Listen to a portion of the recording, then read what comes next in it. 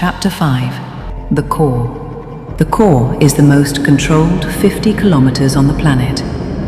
This is where the elites live and where the planetary government runs.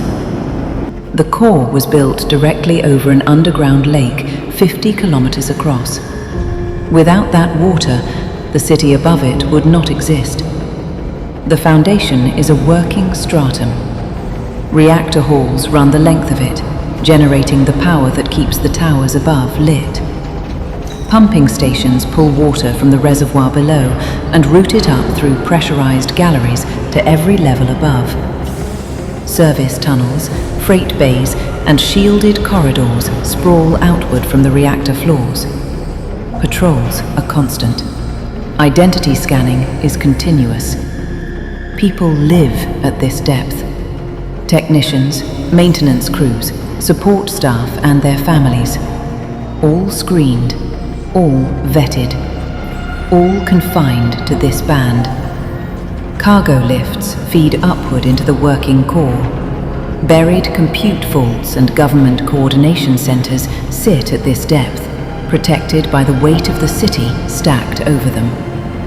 Above the foundation, the working core begins.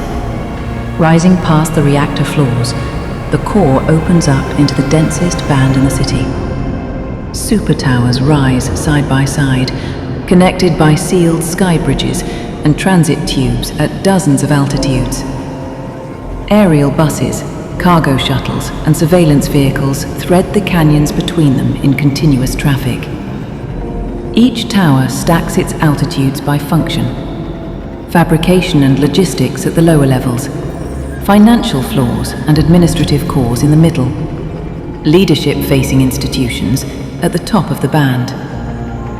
Holographic signage wraps the tower faces, product advertising, market data, state messaging. The information environment is total, constant, and ambient. Pedestrian concourses cross between towers at every altitude. Workers in tailored uniforms, business carriers in coats and respirators, service runners moving between assignments. Movement is gated. Permit verification, identity scanning, and route checks are built into every bridge and elevator bank. Each layer requires clearance the layer below does not grant. Above this band, the cloud deck holds. From a high concourse, the underside of the clouds is the visible ceiling of the world. And above the cloud deck, the city continues to rise. Above the cloud deck, the city changes. The towers continue upward into open sunlight. The air is the cleanest the planet still produces. Real sun, filtered atmosphere, controlled climate. This is the elite tier of Ad Karun. Sky gardens spread across rooftop platforms. Filtered reservoirs hold water cleaner than anything below. Engineered greenery, refined surfaces, quiet corridors. Planetary leadership institutions cluster at this altitude. Council chambers, strategic oversight floors, the most senior administrative corps. Private residences and ceremonial spaces sit alongside them, screened from the city below. Security at this tier is invisible.